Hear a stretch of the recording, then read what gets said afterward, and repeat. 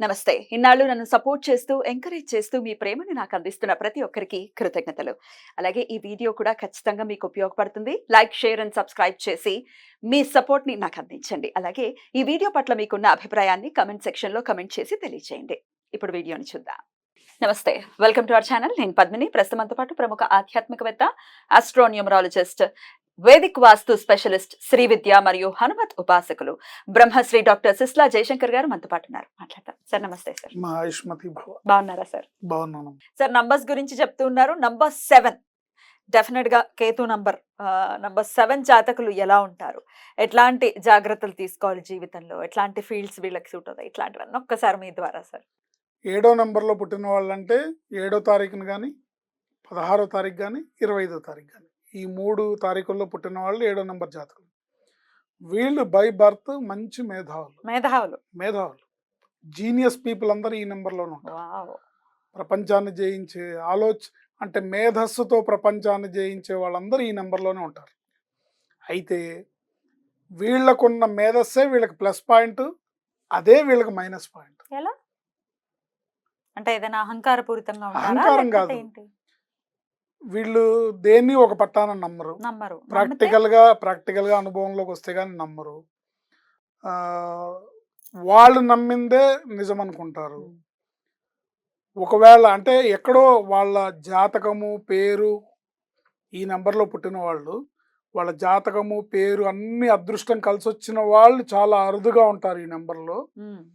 But 99% bad luck. అంటే ఈ ఆలోచనలతోని వాళ్ళు ప్రతిదీ డౌటే, ప్రతిదీ సంశయాత్మకమే, అన్నిటి మీద విశ్లేషిస్తారు. ఇది బాగుంటుందని ఈ రూట్లోకి వెళ్తారు, కానీ అవును మరి తీరా ఇది నిజమో కాదో అని మళ్ళీ వాళ్ళే వెనకడిగేస్తారు. సో ఇలా ఊగిసలాట. దేని మీద పెద్దగా డిజైర్స్ ఉండవు, పెద్దగా డ్రీమ్స్ ఉండవు. ఎంత ఆదాయం ఉంటే అందులో సర్దుకుపోదాం అనుకునే తత్వంలో ఉంటారు. ఏది అంటిల్ అన్లెస్ వీళ్ళు మహర్జాతకులు అయితే తప్ప. కొంతమంది ఉంటారు ప్రపంచాన్ని జయించే సత్తాగల నెంబర్లు ఉన్నవాళ్ళు, ఈ నెంబర్లో ఉన్నారు. కానీ 99% వీళ్ళే ఉంటారు బ్యాడ్ లక్. పెద్దగా అదృష్టం ఉండదు వాళ్ళకి. ఎంత వచ్చిందో అంతే, ఎంత సంపాదించామో అంతే.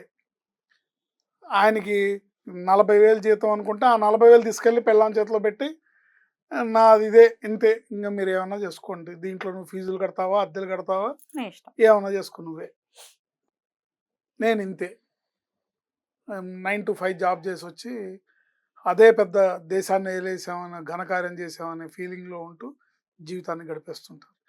బట్ వీళ్ళకి విషయ పరిజ్ఞానం చాలా ఎక్కువగా ఉంటుంది. చాలా బుక్స్ చదువుతారు, చాలా నాలెడ్జ్ ఉంటుంది, అన్ని రకాలుగా కూడా బ్రహ్మాండమైన తెలివితేటలు ఉంటాయి. ఏ రంగంలో అయినా సరే, ఏ విషయంలో అయినా సరే. ముఖ్యంగా స్పిరిచువల్ సైడ్ చూసుకుంటే భారత భాగవతాల్లో కానీ, వీటిల్లో గ్రంథాల్లో, తర్వాత ధర్మపరంగా, సనాతన ధర్మపరంగా, ఇలాంటి వాటిల్లో చాలా నాలెడ్జ్ ఉంటుంది. బట్ ఇది వాళ్ళ అభివృద్ధికి వాళ్ళు ఉపయోగించుకోలేరు. వీళ్ళ తెలివితేటలని ఎదుటి వాళ్ళు ఉపయోగించుకుంటారు. వీళ్ళ తెలివితేటలు వీళ్ళకి, వీళ్ళ కుటుంబానికి ఉపయోగపడవు. దానివల్ల ఎక్కడేసిన గొంగళి అక్కడే అన్నట్టుగా చివరికి ఒక సాధారణమైన మనిషిగా, వీళ్ళకి ఇంత తెలివితేటలు, ఇంత మేధస్సు ఉన్నా కూడా, అన్నీ తెలిసినా కూడా, అయ్యో పాపం జీవితంలో ఆయనకి ఏం కలిసి రాలేదురా, గ్రహాలు ఆయనతో ఆడుకున్నాయి అనే ఒక అపవాదుతో మిగిలిపోతారు. కానీ వీళ్ళకే గనక డేట్ ఆఫ్ బర్త్ ప్రకారం పేరు బాగుండి అదృష్టం వీళ్ళకి ఉంటే గనక వాళ్ళ సక్సెస్ అద్భుతంగా ఉంటుంది. ఉదాహరణకి ఈ నెంబర్లో పుట్టిన వాళ్ళు సిహెచ్ రామోజీరావు గారు. సక్సెస్ ఇలాంటి సక్సెస్ కాదు బాబోయ్. ఇలాంటి సక్సెస్ కాదు, ఒక సామ్రాజ్యాన్ని స్థాపించిన ఒక మొఘల్ చక్రవర్తి లాంటి మనిషి ఆయన.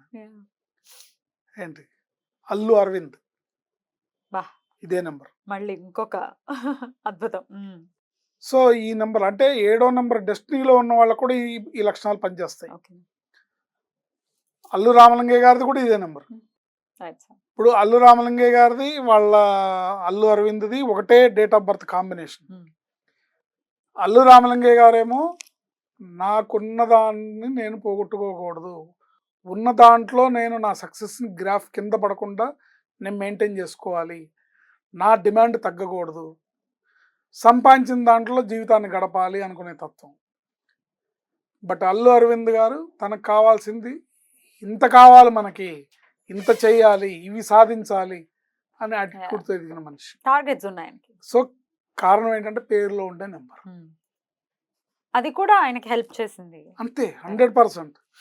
ఇప్పుడు అల్లు రామలింగయ్య గారి రెమ్యునరేషన్ కొన్ని సంవత్సరాల పాటు సినిమాకి 25,000.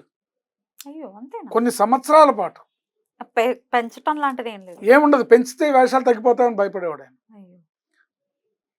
అంటే వాళ్ళు ఇండస్ట్రీలోకి వచ్చినప్పుడు ఉన్న పరిస్థితులు, కొంతమంది దుర్వ్యసనాల వల్ల, అవకాశాలు లేక ఇబ్బందులు పడిన వాళ్ళని వాళ్ళు చూసుంటారు.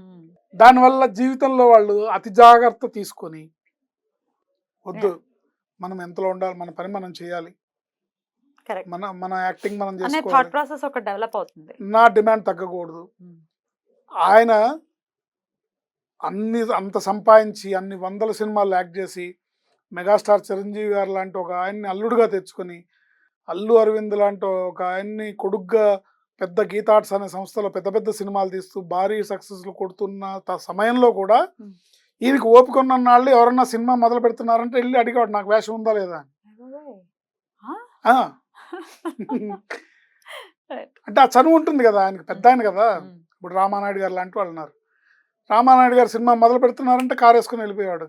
ఏమండి నాయుడు గారు, నాకు వేషం ఉందా లేదా, నాకు వేషం లేకపోతే ఊరుకొని ధర్నా చేస్తే ఇక్కడ కూర్చొని ఇచ్చేవారా? అట్లా అట్లాంటి ఒక అలాంటి ఇది ఉన్నవాళ్ళు. కానీ 99% పీపుల్ వీళ్ళు జీవితంలో ఏది కలిసి రాకుండా అన్నీ తెలిసిన మూర్ఖుల్లాగా అనుకోవచ్చు. ఎందుకంటే వాళ్ళకి నా పిల్లలు ఇలా ఉండాలి, నా ఫ్యామిలీ ఇలా ఉండాలి, నేను ఇలాంటి ఇంట్లో ఉండాలి, నేను ఇలాంటి కార్ డ్రైవ్ చేయాలి, ఇలాంటి డిజైర్స్ ఉండవు. Casual, normal. ఉన్న దాంట్లో మనం సర్దుకుపోదాం, ఉన్నది నిలబడితే చాలు, ఉన్నదానికి పడిపోకూడదు అనుకునే థాట్ ప్రాసెస్లో ఎంతో వెళ్తుంటారు. కొంత దీంట్లో ఒక పాజిటివిటీ ఉంది కదా సార్. అంటే అత్యాశకు పోవడం కానీ, లేకపోతే లేని వాటి కోసం ఊహించేసుకోవడం కానీ రేపు పొద్దున అది పిల్లల పాటి శాపం అవుతుంది కదమ్మా. ఇప్పుడు వీళ్ళు ఎంతో కొంత సంపాదించాలి. సంపాదించకపోతే పిల్లలు రేపు పొద్దున మా నాన్నేంటి ఇలా, మా కర్మ ఏంటి ఇలా కాలేదు అనుకుంటారు కదా. వాళ్ళకి మంచి చదువులు చదివించాలన్నా, ఒక మంచి ఇంటికి పంపించాలన్నా, వాళ్ళని ఒక లైఫ్లో ఏదన్నా ఒక చిన్న భూమో ఇల్లు సెటిల్ చేయాలన్నా సంపాదించాలి కదా.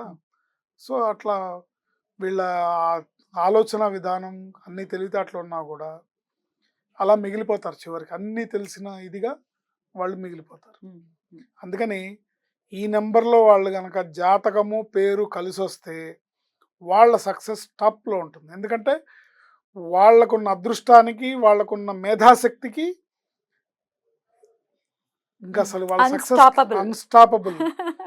వాళ్ళ సక్సెస్ అనేది అన్స్టాపబుల్. ఉదాహరణకి రామోజీరావు గారు, ఎక్కడ పచ్చళ్ళు వ్యాపారం, ఎక్కడ ఈనాడు పేపరు, ఎక్కడ రామోజీ ఫిలిం సిటీ, ఎక్కడ ఈటీవీ, ఎక్కడ అన్ని భాషల్లో ఈటీవీ, అన్ని భాషల్లో ఛానల్స్. ఆయన ఎంత ప్లానింగ్ చేశారంటే చనిపోయినాక కూడా ఎవరికి అసలు డిస్కషన్ లేదు, ఎక్కడ పూడ్చిపెట్టాలి ఏంటి అని. దహన కార్యక్రమాలు అనుకోండి, ఆస్తి పంపకాలు అనుకోండి, అది కూడా మనవాళ్ళు మనవరాళ్ళు ఎవడెవడికి ఏది ఇవ్వాలో ఆల్రెడీ ఫిక్స్డ్ చేసేసి ఇచ్చేసాడు ఆయన. అంటే ఒక్క వివాదం కూడా లేదు, నాకు ఇది వస్తుందా, నాకు అది వస్తుందా, ఒక ఫ్యామిలీ మెంబర్స్ మీటింగ్ లేదు ఆయన పోయిన తర్వాత. ఎందుకంటే క్లారిటీ ఉంది అక్కడ, నో కన్ఫ్యూజన్. వాడు ఇంకో దాన్ని ఆశించడానికి వీల్లేదు, మేధావి కాబట్టి ఇది సాధ్యపడింది. అందరి వల్ల అవ్వదు కదా. సో ఈ 7వ నంబర్లో పుట్టిన వాళ్ళు మేధావులు. ఏ నంబర్ పడదు సార్ వీళ్ళకి? వీళ్ళకి వచ్చేసి మాక్సిమం చెప్పాలంటే 6వ నంబరే పడదు, 6 పడదు. ఎందుకంటే 6వ నంబర్ వాళ్ళు లగ్జరియస్ లైఫ్ని, డ్రీమ్స్ అండ్ డిజైర్స్తో ఉంటారు. వీళ్ళు వైరాగ్యంతో, స్పిరిచువల్ భావనలతో ఉంటారు. అవి మంచివే, కానీ ఈ రోజుల్లో కుటుంబాన్ని గడపాలి, కుటుంబాన్ని, జీవన విధానాన్ని మనం ముందుకు తీసుకెళ్ళాలి, పిల్లలకు ఒక మంచి లైఫ్ ఇవ్వాలి అంటే మటుకు అది సాధ్యపడదు కదా. ఏంటి నేను గాంధీ గారి లాగా కొల్లాయి గుడ్డ కట్టుకొని ఉంటానంటే కుదరదు కదా. కుదరదు. ఈ ఈ పరిస్థితి రోజుల్లో ఈ పరిస్థితుల్లో అది కుదరదు. Correct. అయ్యే పని కాదు. రేపొద్దున వాళ్ళు ఏడుస్తారు. వీడి కడుపున పుట్టావేంట్రా బాబు అని ఏడుస్తారు. మరి వీళ్ళకి కలిసి వచ్చే కలర్స్ డేస్ ఒకసారి చెప్పండి సార్. వీళ్ళకి కలిసి వచ్చే colours grey colour, red colour, Hmm. Blue colour, Hmm. White colour, yellow colour, చాలా ఉన్నాయి. ఇవన్నీ చిత్ర వీళ్ళకి విచిత్రం కలిసి కదా వస్తాయి. వీళ్ళకి ఇవన్నీ కలిసి వస్తాయి. Right. అండ్ వీళ్ళకి డేస్ వచ్చేసి ఆదివారం, మంగళవారం బాగా కలిసి వస్తాయి. Right. శనివారం కూడా కలిసి వస్తాయి. Beautiful sir. డెఫినెట్ గా ఒక వీళ్ళకి గణపతి ఆరాధన, గణపతి ఆరాధన.